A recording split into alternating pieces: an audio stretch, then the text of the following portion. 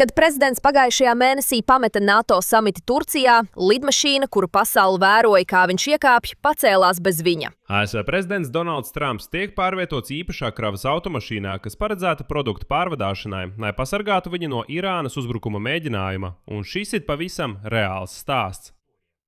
Iedomājieties ainu. ASV prezidents iekāpa lidmašīnā Air Force One, tieši kameru priekšā.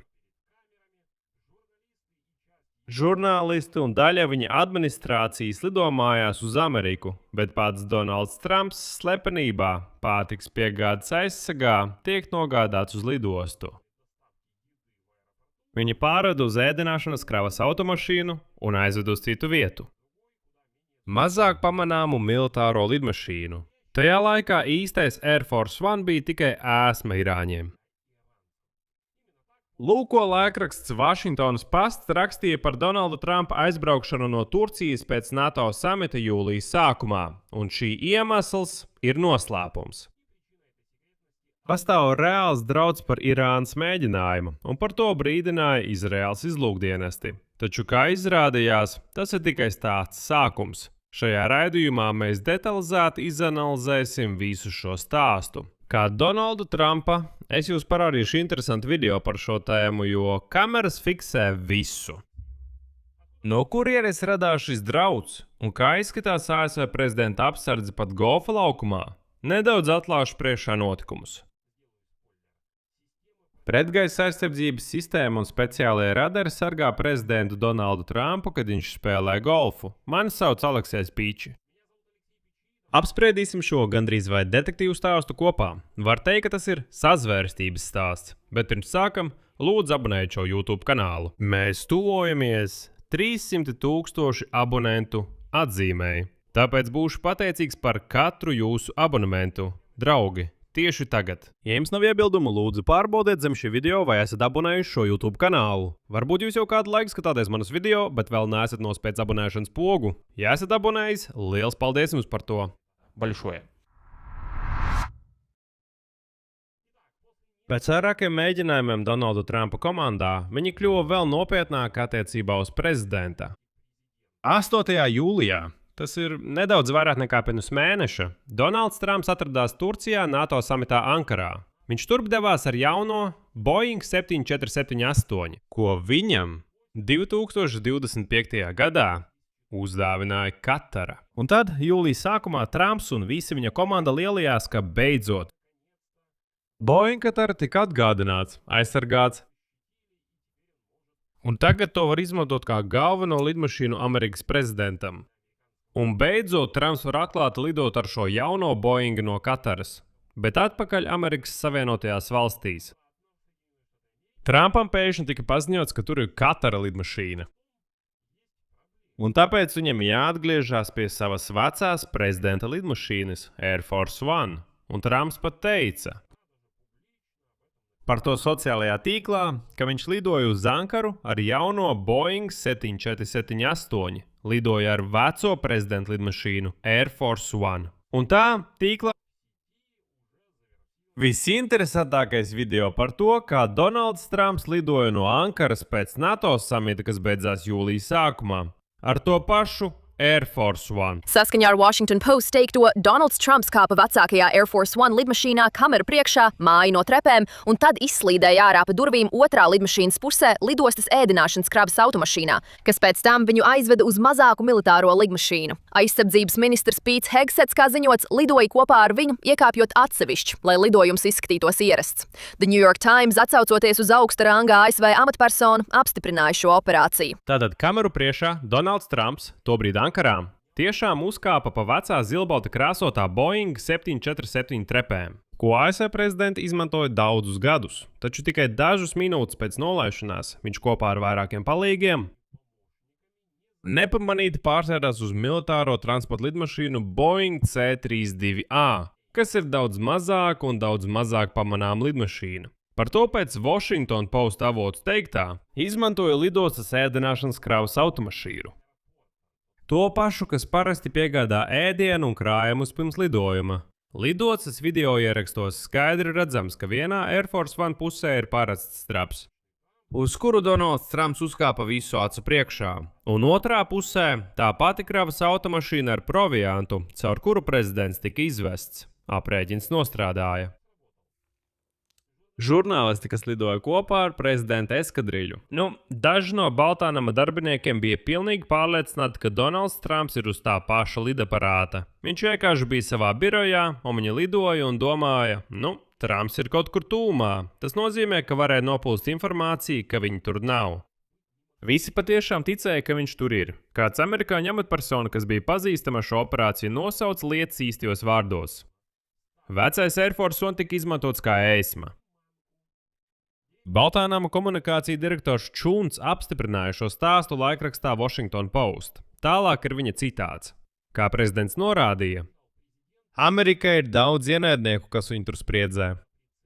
Un mēs izmantojam visus mūsu rīcībā esošos līdzekļus, lai neutralizētu šos draudus. Tā viņš komentēja šo stāstu par Trumpa evakuāciju. Ierodoties Lielbritānijā, Trumps atkal, kā vēl nekad iepriekš, parādījās kamera priekšā, jau blakus Air Force One. Pēc tam viņš droši devās mājup. Kopumā viss izstījās tā, it kā viņš vienkārši būtu aizlidojis uz Lielbritāniju. Trumps bija tajā pašā Air Force One, lai gan viņš nebija uz klāja. Patiesībā Trumpa tur nemaz nebija. Parunāsim par to, no kurienes radās šie draudi, kuru dēļ bija jāveic vesela speciāla operācija Donalda Trumpa evakuācijai. Saskaņā ar Wall Street Journal datiem, Izraela nodeva amerikāņu varas iestādēm izlūkošanas informāciju par plānu nogalināt Donaldu Trumpu NATO samita laikā Turcijā. Turklāt pašā Vašingtonā šī informācija nebija pārliecinoša, taču pēc Washington Post datiem slepenā evakuācija tika veikta tikai pēc tam, kad tika saņemta informācija par patiesiem draudiem no Irānas. Situācija bija vēl sliktāka, jo tieši šajā pašā periodā Amerikas Savienotās valstis atsāka militāros triecienus pret Irānu pēc tam, kad sabruka sarunas starp Vašingtonu un Teherānu par ilgstošā konflikta izbeigšanu. Un pati Turcija, kur notika NATO samits, kā jūs zināt, tieši robežojas ar Irānu, kas papildus palielināja šī brauciena organizatoru riska novērtējumu. Proti, Trumps atradās salīdzinoši tuvu Irānai un pastāvēja reāli draudi, ka viņu varētu likvidēt. Ir acīm redzams, ka vēlāk pats Donalds Trumps žurnālistiem teica, ka jau sen ir pirmajā vietā Teherānas mērķu sarakstā.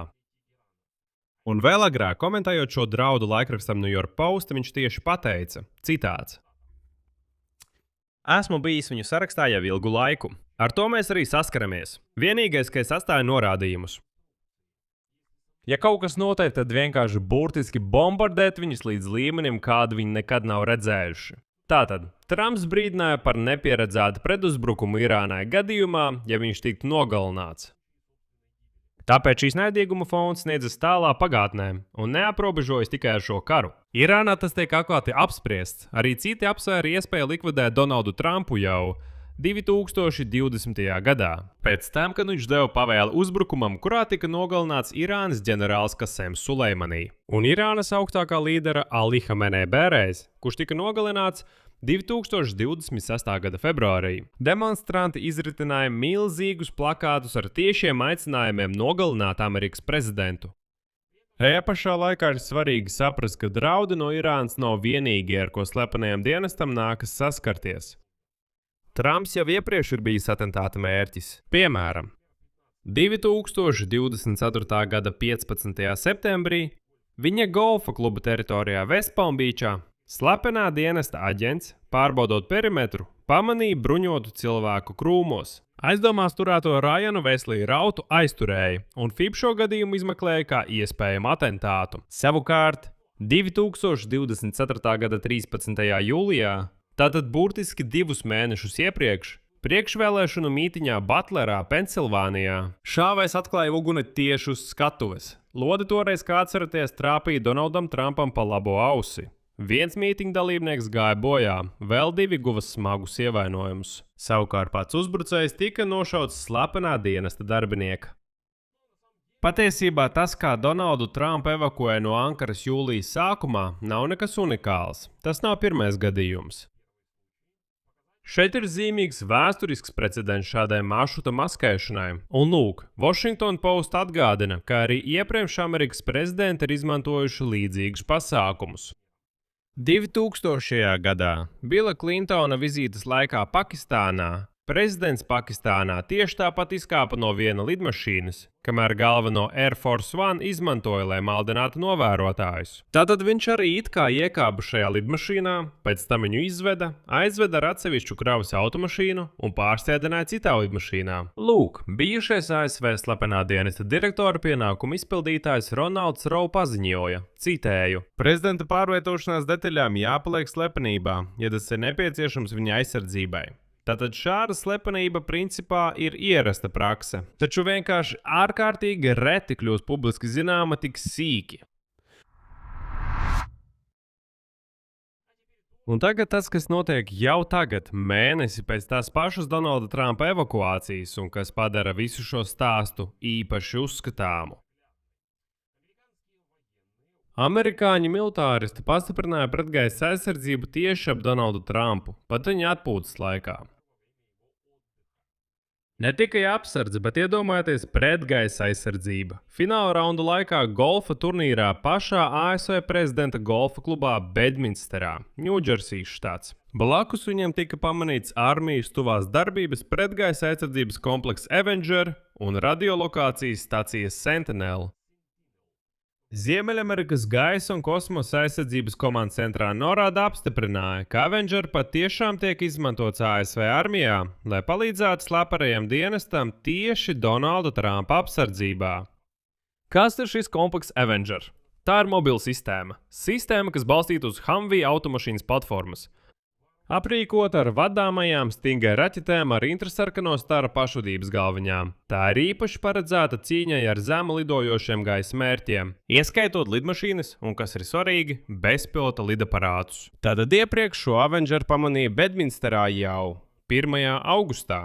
Tas nozīmē, ka šī apsardze nav vienreizējs pasākums, tikai vienam turnīram, bet jau izveidojusies prakse pēdējās nedēļās. Tas nozīmē, ka līdz Donaldam Trumpam patiešām vadā pretgaisa aizsardzības sistēmu. Vienā no video, ko pats Baltais nams publicējis, Trumps jokojot saka karavīriem, ka viņu nereizē raķetes un droni, kad viņš spēlē golfu. Uz to blakus stāvošais karavīrs atbild, ka mēs visu esam nodrošinājuši. Un viņš rāda tātad aiz muguras uz to pašu Avenger kompleksu. Jā, es neuztraucos par raķetēm vai droniem.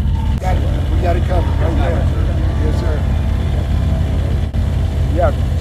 Un tas patiesībā nav tikai demonstratīvs piesardzības pasākums. Nē, bet NORAD jau ziņoja par 2 vieglo civilās aviācijas lidmašīnu pārtveršanu, kuras pārkāpa pagaidu lidojuma ierobežojumu zonu virs apgabala, kur atradās Donalds Trumps. Iznīcinātāji F-16 pavadīja abas lidmašīnas ārpus ierobežotās gaisa telpas. Tātad sistēma darbojas nevis ķeksīšu pēc, bet patiešām reaģē uz reāliem pārkāpumiem tieši tagad, kad Donalda Trumpa vienkārši spēlē golfu. Tātad drošības pasākumi patiešām ir ļoti pastiprināti. Rezultāts – slepena evakuācija no Turcijas ar pārtikas kravas automašīnu. Iepriekš Donalda Trumpa atstātas instrukcijas par atbildes triecienu Irānai gadījumā, ja viņš iet bojā. Gadu desmitiem ilga naidīgums ar Irānas režīmu kopš Sulejmanī nogalināšanas. Publiski aicinājumi viņu nogalināt Hamnibērēs, un tagad armijas zenītraķešu komplekss stāv tieši uz golfa laukumu Donalda Trumpa privātajā rezidencē. Tas viss veido vienotu ainu. Draudi, kurus ASV izlūkdienests uzskatīja par pietiekami nopietniem, lai sarīkotu veselu spēcoperāciju ar mānekļa lidmašīnu NATO samitā, tā nav pazudusi arī mēnesi vēlāk. Tā vienkārši pārcēlās kopā ar prezidentu uz viņa paša golfa laukumu, kur tagad viņu sargā ne tikai aģenti, ziniet, uzvalkos ar automātiem. Nē, bet arī īsta pretgaisa aizsardzība. Īsāk sakot, Donalda Trumpa gadījumā patiešām baidās no atentāta draudiem no Irānas puses. Un pret to izturas diezgan nopietni. Šeit es likšu daudz punkti, jūsu viedokli, jūsu secinājums rakstiet komentāros zem šī raidījuma. Abonējiet šo YouTube kanālu, būšu jums par to pateicīgs. Spiediet patīk, nospiediet zvaniņu, un, ja vēlaties atbalstīt šī YouTube kanāla darbu, to var izdarīt finansiāli ar jebkādu ziedojumu. Kā redzat, šajā YouTube kanālā nav reklāmu, tāpēc būšu pateicīgs par jebkādu jūsu atbalstu. Kā to izdarīt? Visi sēdes un rekvizīti ir šī video aprakstā. Vai arī izmantojot sponsorēšanas funkciju YouTube, nospiežot pogu sponsorēt zem šī video. Būšu pateicīgs. Tas arī viss. Saudzējiet sevi. Visiem atā!